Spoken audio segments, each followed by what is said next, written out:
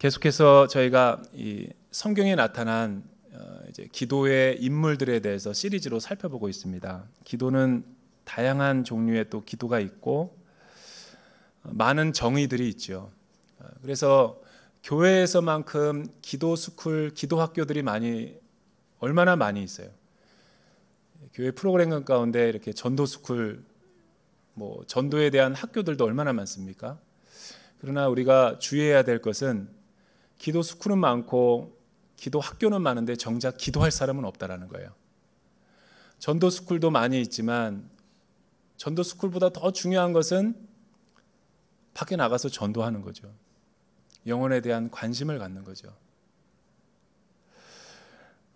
저는 많은 기도의 정의가 있지만 기도란 복잡하게 정의하고 싶지 않고 기도란 우리 하나님의 백성들이 갖는 여러 가지 문제 앞에서 하나님 앞에 하나님을 의지하는 것이 저는 기도다라고 생각합니다. 기도는 내 힘으로 할 수 없다라는 영적인 무력함을 하나님 앞에 솔직하게 고백하는 게 저는 기도라고 생각해요. 화려한 미사여구나 그런 게 필요한 게 아니라 그냥 제단 앞에 나와서 하나님 앞에 무릎 꿇고 간구하는 거죠. 하나님, 내 힘으로 못해요. 하나님 도와주세요. 우리의 자녀와 생업과 또 나의 육신의 연약함을 하나님 앞에 진솔하게 아뢰는 거죠. 따라서 기도하는 사람과 안 하는 사람은 이렇게 차이가 날 수 있죠. 기도하는 사람은 하나님을 의지하는 것이고 기도 안 하고 사는 사람은 내 힘으로 사는 사람이죠. 그래서 저는 오늘 이 기도의 본문을 묵상하면서 내가 한때는 기도 열심히 했는데 라고 생각이 드는 분들은 과거에 내 힘만 의지하고 또 기도하지 않으면서 살아왔다 할지라도 오늘 이 설교를 통해서 다시 기도하고 싶은 마음과 소원이 일어나서 기도의 열정이 다시 한번 타오를 수 있게 되기를 주님의 이름으로 축복합니다. 지금까지 기도 안 하시고 살아셨다 하더라도 이 죄책감을 가지지 마시고 다시 하나님 앞에 내가 무릎 꿇으면 우리 신실하신 하나님께서는 저와 여러분의 기도에 응답하시는 분이시다. 그것이 오늘 설교의 결론입니다. 여호수아의 기도의 특징은 무엇인지 말씀을 통해 같이 한번 살펴보기를 원합니다. 먼저 우리 8절, 9절 말씀이죠. 8절, 9절 저와 여러분이 한번 한 목소리로 같이 읽어보도록 하겠습니다. 시작. 여호와께서 여호수아에게 말씀하셨습니다.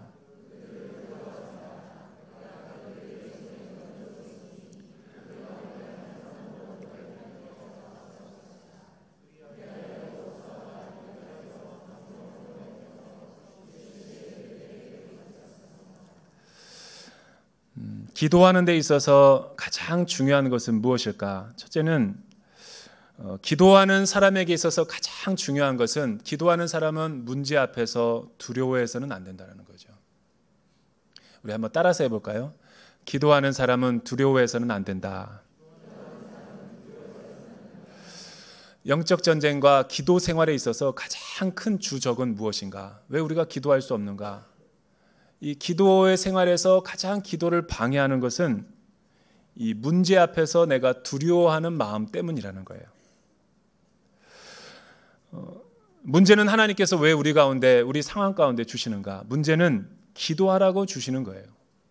복잡하게 설명하지 않고 문제는 여러 가지 내 앞에 삶의 어려움들이 왜 생기는가? 나는 왜 이렇게 낭만과 좌절을 자주 하는가? 그 문제를 주시는 까닭은 그 문제를 가지고 주님 앞에 나와 문제 위에 계신 하나님을 주목하고 의지하며 살으라는 거죠. 오늘 우리가 말씀을 살펴본 것처럼 여호수아와 이스라엘 백성들이 또 하루를 살아가고 있는데 갑자기 이 당시 예루살렘 왕이었던 아도니 세덱이라고 하는 가나안의 5개 부족 연합의 대표가 이 당시에 가장 이스라엘의 큰 위협이 되는 가나안의 왕이었는데 상대적으로 작은 부족이었던 기브온 부족이 이들 가나안 5개 연합을 또 대적하고 반대하면서 이스라엘 편으로 들어오게 되었죠. 이스라엘과 화친 조약을 맺고 이스라엘과 관계성을 맺자 이 기브온이 이스라엘과 화친 조약을 맺었다는 소식을 듣고 아도니 세덱과 다른 많은 이 5개 연합 부족이 기브온 족속을 또 공격하려고 다가왔던 거죠. 이스라엘과 화친 조약을 맺었던 기브온 족속은 너무나 두렵고 떨리는 마음으로 자신들과 조약 관계를 맺은 이스라엘에게 다급하게 도움을 요청합니다. 왜 이 아도니 세덱과 가나안 5개 족속은 이 연약한 그러나 중요한 거점 지역이었던 기브온 사람들을 공격했을까?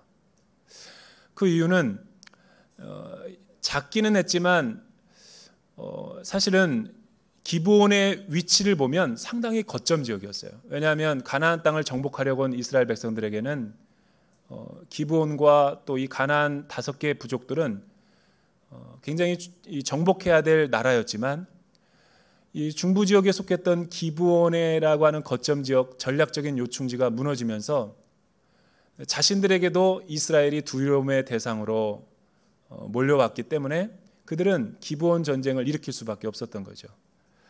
또 기브온 사람들이 왜 갑자기 가나안 족속을 거부하고 이스라엘에게 귀속되기를 원했는가? 그걸 한번 신학적으로 한번 살펴보기를 원합니다. 기브온 사람들은 원래 하나님을 믿지 않는 불신자들이었어요.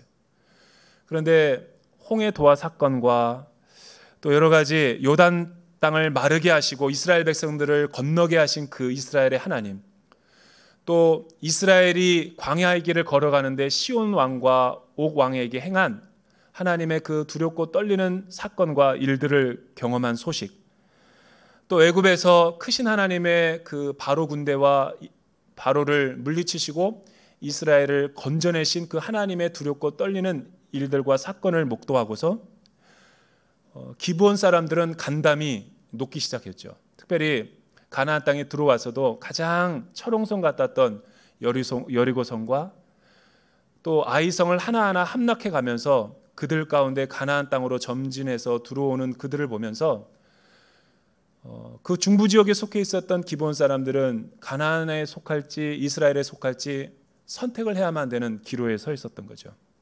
그런데 기브온 사람들은 이스라엘로 화친 조약을 맺게 됐던 거예요. 그런데 9장에서 보면 이스라엘과 화친 조약을 맺을 때 거짓말을 하게 되죠. 마치 가나안 사람이 아니었고 다른 먼 지방에서 온 다른 민족이었던 것처럼 속이고 이렇게 속음을 또 당했던 여호수아와 이스라엘 백성들은 어떤 상태였는가? 아이성을 패배를 당하고 여리고성은 정복했지만 교만함과 방심함과 또 게으름이 찾아와서 그 태만 때문에 아이성은 쉽게 함락될 수 있었던 것 같지만 오히려 어처구니 없게도 아이성에 의해서 그들이 패배를 당하는 수모를 겪게 되죠. 제가 이 말을 할 때 분명히 여러분들은 쉽게 이해가 안 될 것이다 라고 생각해서 어떻게 하면 이거를 쉽게 설명할 수 있을까? 한국 사람들에게. 우리 한국 사람들은 축구를 좋아하니까 축구로 비유하자면 이런 것과 똑같죠. 유엔에 가입된 나라 220개 국가 가운데 국가에도 속하지 못한 저 몰디브라는 나라가 있어요. 근데 대한민국 신문에 어느 날 대한민국 국가대표가 몰디브에게 5대0으로 졌다는 얘기를 들었어요. 이건 사실이에요. 몰디브랑 경기를 했는데 졸전을 펼치면서 패배를 당하는 수모를 겪은 거죠. 그때 많은 한국 있는 남자가 이런 얘기를 했어요. 몰디브가 어디 있어? 어디에 있는 나라인지도 모르는 그 나라에 의해서 5대0으로 지는 그 수모를 겪고서 한국 감독은 다 경질이 됐고 선수들은 온 국가의 세금으로 축구 연습하는 것에 대한 비판이 있었어요. 마치 그런 것보다 더 강력한 것이 아이성의 이스라엘 백성들이 패배를 당했다. 왜냐하면 그 당시 가장 철옹성같이 느껴졌고 함락되어서는 안 되는 성이었던 강력한 여리고성을 쉽게 무너뜨렸거든요. 그러니까 아이성은 그냥 거저먹기였죠.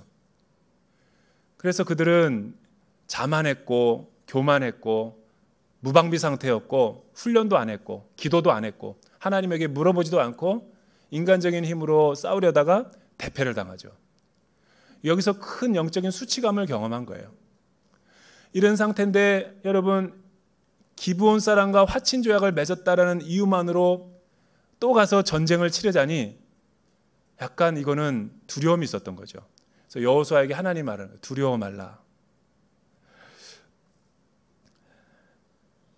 여러분, 아모리 5개 왕들이 협공한다라는 그 소식을 들었을 때 사실은 이스라엘 형편으로 봐서는 도와주지 않아도 되었죠.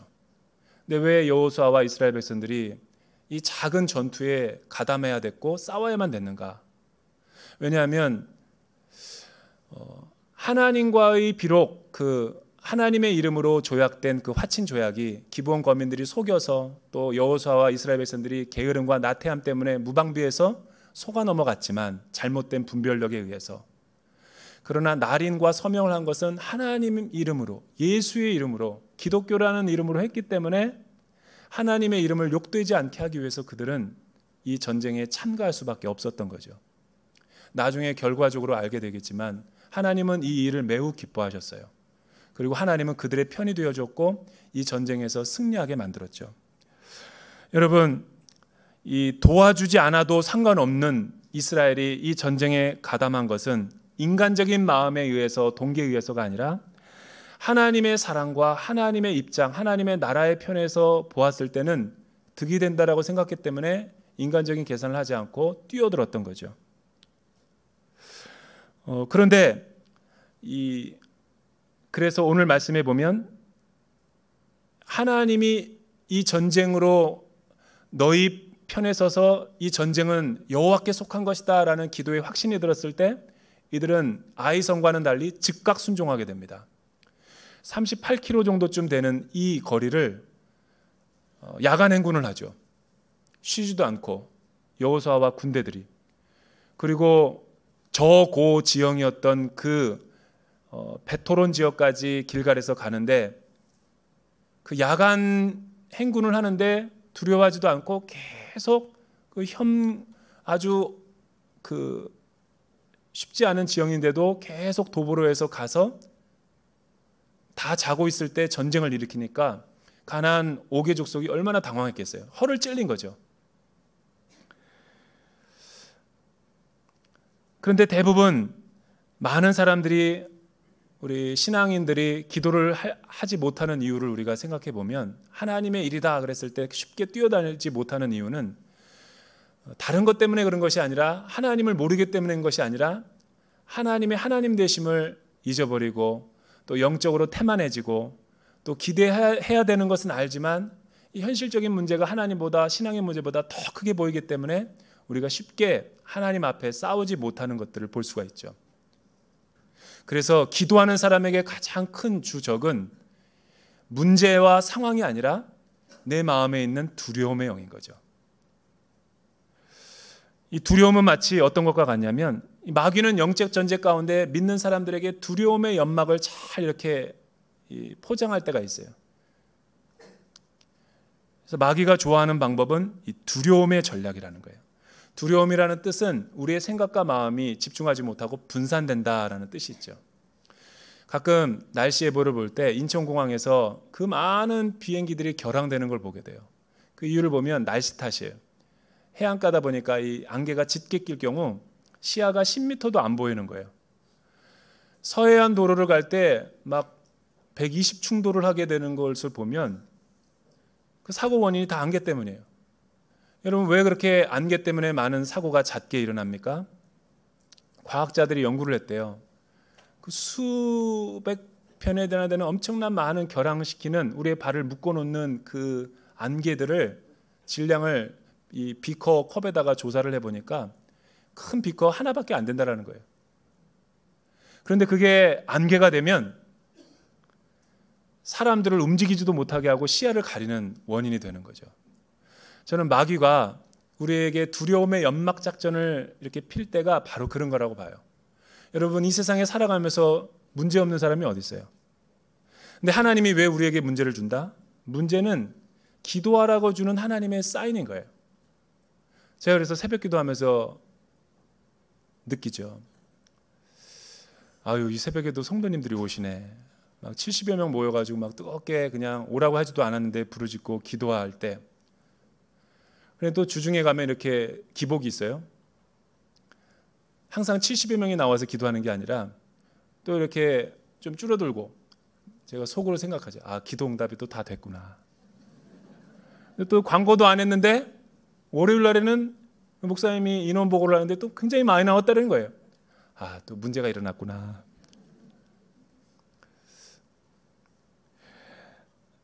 디모데후서 1장 7절에는 이런 말씀이 있죠. 하나님이 우리에게 주신 것은 두려워하는 마음이 아니요 오직 능력과 사랑과 절제하는 마음이니. 두 번째, 기도하는 사람은 하나님의 도우심을 믿어야 된다는 거죠. 여러분 10절과 11절에 있는 말씀 우리 같이 한번 읽어볼까요? 10절과 11절에 있는 말씀 시작. 여호와께서는 이스라엘 앞에서 그들을 혼란에 빠뜨려 기브온에서 그들을 대대적으로 사륙하셨고 베토론으로 올라가는 길을 쫓아 아세가와 막게다 이르러 그들을 치셨습니다. 또 그들이 이스라엘 앞에서 도망쳐 베토론으로 내려가고 있을 때 여호와께서 거기서 아세가에 이르기까지 하늘에서 큰 우박을 내리셔서 그들이 죽었습니다. 우박에 맞아 죽은 사람이 이스라엘 군사들의 칼에 죽은 사람들보다 더 많았습니다. 기도하는 사람은 하나님의 도우심을 믿어야 되고 하나님을 신뢰해야 되는 것이죠. 아이성 전쟁을 통해서 경험한 것은 전쟁을 벌일 때는 이게 섣불리 나서서는 안 되는구나. 그래서 움츠려들고 사기가 떨어지고 쉽게 발이 떨어지지 않는 전쟁이었지만 하나님의 음성을 듣고 이 싸움은 여호와께 속했다라는 믿음이 생겨서 하나님의 관점, 하나님의 시선으로 보니까 하나님이 기뻐할 것 같은 마음에 드는 거예요. 그래서 그들은 믿음으로 즉시 순종해서 길갈과 또 베토론으로 가서 가나안 5개 족속과 싸워서 승리하게 되는 것이죠. 그런데 하나님께서 믿음으로 싸우는 이 영적 전쟁 가운데 승리를 주셨던 그 하나님이 이스라엘에게 승리를 주셨을 때 그 사용하셨던 믿음의 방법은 무엇이었는가? 오늘 말씀해 보니까 연합군을 혼란에 빠뜨렸다, 자중질환에 빠뜨렸다는 거예요. 그리고 큰 우박을 내리셨다는 거죠. 그런데 베토론과 아세가라고 하는 그 막게대에 이르렀을 때 큰 우박을 내리셨을 때 그 지형을 팔레스타인 지역을 보면 이 710m에서 760m 그러니까 평지에서 막 그렇게 오르락 내리락 거리는 그런 지역이었죠. 그러니까 전쟁을 하기 위해서는 710m로 올라가야 되는 거예요. 또 내려와야죠. 그러니까 서로 싸울 때 쫓기고 또 추적하러 가는 가운데 원수의 세력들이 산으로 도망가서 또 내려가는 거예요. 주랭랑 치기 위해서. 근데 고지에서 내려올 때 그 비탈길 있잖아요. 700m나 되는 그 중간쯤에 엄청난 큰 우박을 내리신 거죠. 여러분 비탈길에서 거대한 군대들이 큰 우박을 맞았을 때 얼마나 당황스러웠겠어요. 전쟁을 치른 것보다도 더 많이 죽었던 거죠. 그러니까 이스라엘 사람들이 칼을 써보지도 못하고 하나님이 많은 그 원수의 세력들을 물리치신 거예요. 왜 이들은 주랭랑을 쳤을까? 이유는 잘 알 수 없지만 아마도 제가 추측하기로는 이런 거예요. 싸우는데 사실 이스라엘 백성들은 얼마 인원이 되지 않았어요. 오기 부족이 더 강력했지. 근데 갑자기 보이지 않는 천군 천사를 환상 중에 보았겠죠. 또 강력한 무기를 그들이 보고 사기가 떨어졌던 거겠죠. 무기를 놓고 주랭랑을 쳤던 거예요.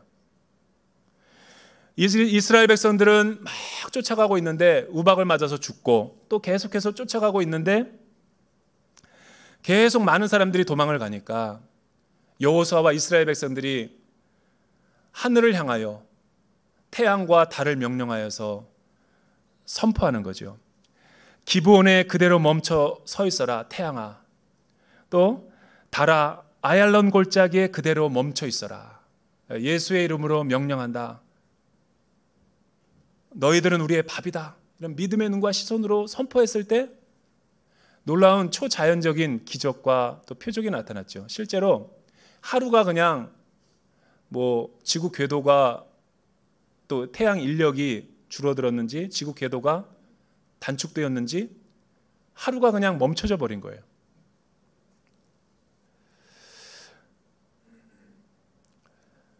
이 말은 하나님이 우리를 도우실 때는 우리의 노력뿐만이 아니라 인간이 이해할 수 없는 초월적이고 초자연적인 방법을 동원해서라도 하나님이 자기 백성과 또 그 자녀들의 기도를 응답하시고 그들의 편이 되어 주신다라는 것이죠.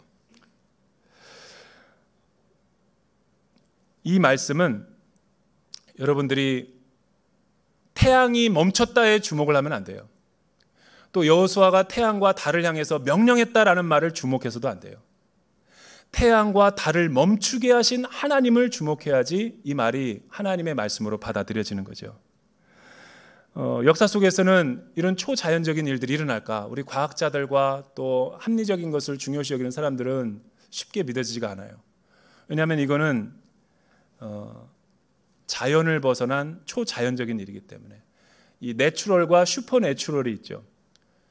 사람들에게는 네이처와 슈퍼내처가 초자연적인 것이 구분이 되지만 하나님은 네이처와 슈퍼네이처가 별 차이가 없죠. 왜냐하면 하나님은 창조주 하나님이시기 때문에. 오늘날에도 이런 기적이 일어날까? 여러분, 예수 믿는 사람들은 이런 기적이 많이 나타나죠. 저는 오늘 우리 대전 오늘교회 성도님들에게 예를 들어드리기 위해서 한번 찾아봤어요. 제가 이 세상에서 일어나고 있는 일 가운데 사람이 쉽게 이해할 수 있는 없는 일들이 얼마나 많이 일어나는가. 여러분, 지금의 그 팔레스타인 지역의 이스라엘 나라는 1900년 동안 나라를 잃어버렸던 나라죠. AD 70년에 나라가 로마에 정복당하고 전 세계의 나라가 흩어졌어요. 디아스포라. 디아스포라라는 뜻이 뭐냐면 냉장고 청소할 때 총체로 보면 먼지가 수북히 쌓여있잖아요. 후 불면은 먼지가 막 이렇게 날아가잖아요. 디아스포라가 그 먼지처럼 날아가다라는 뜻이에요. 그러니까 유대인들은 나라를 잃어버렸기 때문에 전 세계로 흩어져 가지고 1900년 동안 나라가 없었어요. 근데 나라가 없는데 갑자기 1948년에 5월 14일 날 이스라엘이 건국이 된 거죠. 이 세계에서 1900년 동안 나라가 없었다가 1900년 만에 나라가 생긴 나라는 없어요. 사람의 생각으로 이해가 안 되는 거죠. 그거를 미라클이라고 하는 거죠. 초자연적인 일이라고 그러죠. 더 놀라운 것은 아랍의 모든 나라들이 전 세계가 반대했어요. 반대했는데 아랍의 나라까지 찬성하면서 만들어졌어요. 아무도 독일이 통일될 거라고 전혀 생각을 한 사람들이 없었어요. 왜냐하면 2차 세계대전의 주범이었고 프랑스와 영국이 찬성을 하지 않았기 때문에 또 나치와 같은 잔혹한 일들이 벌어질까 봐 무장을 해제를 시켜버렸죠. 그런데 아무도 예상하지 못했던 미소 관계에서도 독일의 베를린이 무너지라고는 상상도 못했고 동독의 공보부장이었던 샤버스키가 그날 밤 술을 많이 먹어가지고 기자 인터뷰를 하다가 말실수를 하는 바람에 전 세계에 타전돼가지고 베를린 장벽이 무너진 거죠. 근데 이면에 보니까 동독의 성 니콜라이스 성당에 여러 교회들이 기도를 하고 있었는데 통일을 위해서 차세대가 중고등학생들이 기도를 하고 있었어요. 그러니까 독일 통일은 마치 나비 효과처럼 나비가 한번 남미에 있는 나비가 날개짓을 할 때 그 바람의 영향력으로 북경에 태풍이 몰려온다고 그러잖아요. 이게 나비 효과라는 거죠. 차세대가 모여가지고 통일을 위해서 베를린 장벽이 무너지도록 기도를 했는데 그 단순한 기도가 독일 통일이 될 줄이 아무도 몰랐던 거죠. 보이지 않는 하나님의 섭리에서는 그렇게 역사가 일어난다는 거예요. 우리가 지난주에 3.1운동 동영상을 봤지만 100주년 기념, 나는 우리 대한민국 사람들처럼 역사의 의식이 많이 없어지는 시대를 우리가 경험해보지 못했어요.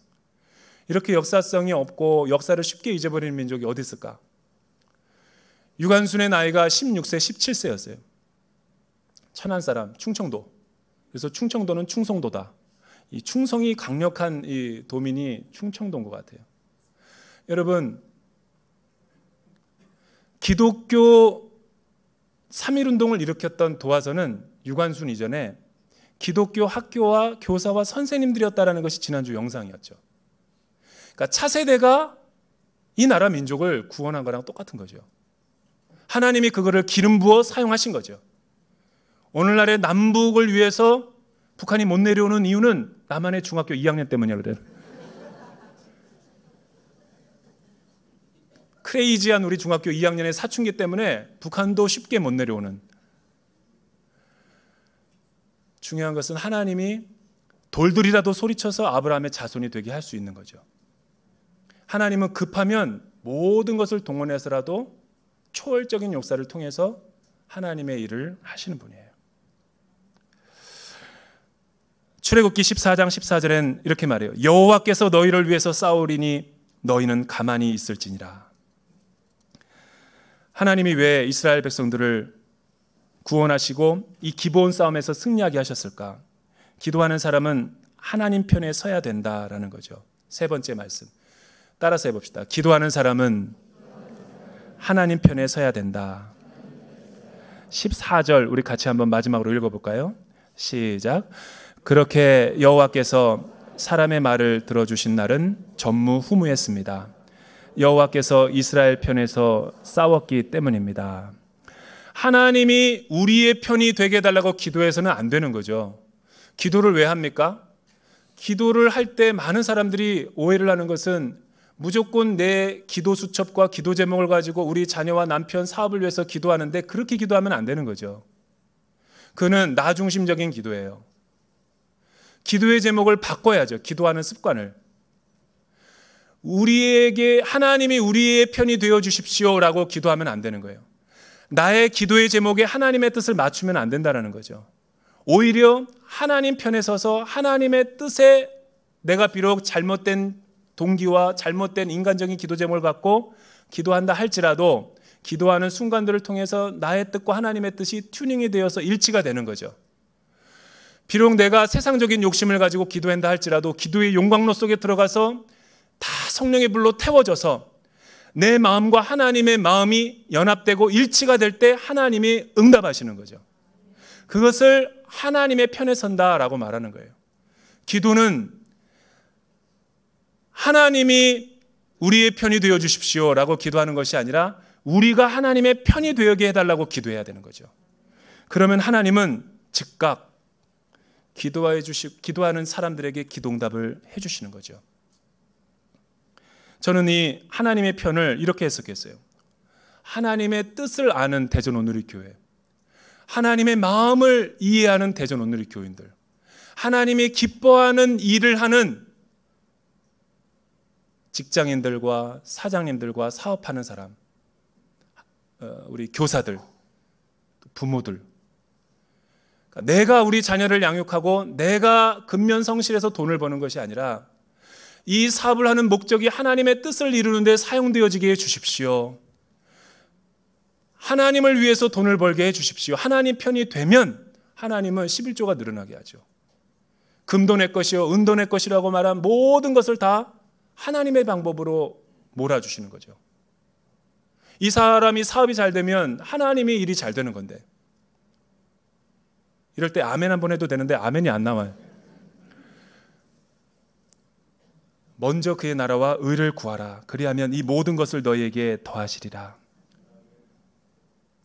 나는 여러분들의 사업이 11조가 늘어나게 되기를 주님의 이름으로 축복합니다. 여러분, 돈을 벌면 하나님을 위해서 쓰겠습니다라고 하지 말고 여러분들의 사업을 먼저 하나님의 손에 올려드리고 하나님의 일을 해보세요. 하나님이 기뻐하시는 일을 헌신을 해보십시오. 그러면 문을 열면 닫을 자가 없고 닫으면 열 자가 없는 그 하나님이 경영에 많은 악재라 할지라도 다 경영에 기름을 부어주셔서 이해할 수 없는 일들이 일어나게 하는 거죠.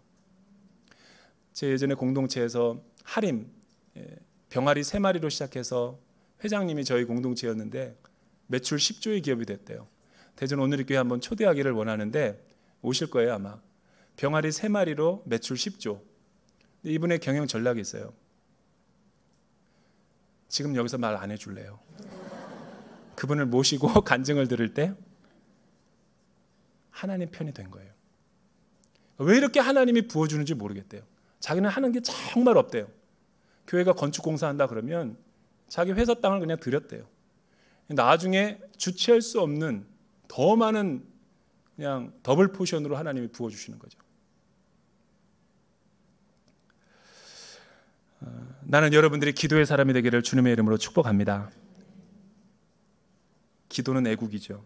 기도로 하나님 편에 서서 대전 온누리교회가 올 한 해 영적인 축복을 많이 경험하는 좋은 일이 일어나기를 주님의 이름으로 축복합니다.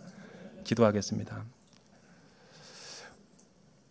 하나님, 문제 앞에서 두려워하지 말게 도와주시고, 문제는 기도하라는 사인인 줄 알고 우리가 하나님 편에 서서 먼저 그의 나라와 의를 구하며 모든 세상의 일들을 경영하게 도와 주시옵소서. 예수님의 이름으로 기도드립니다. 우리 차세대에 관련된 영상을 보도록 하겠습니다.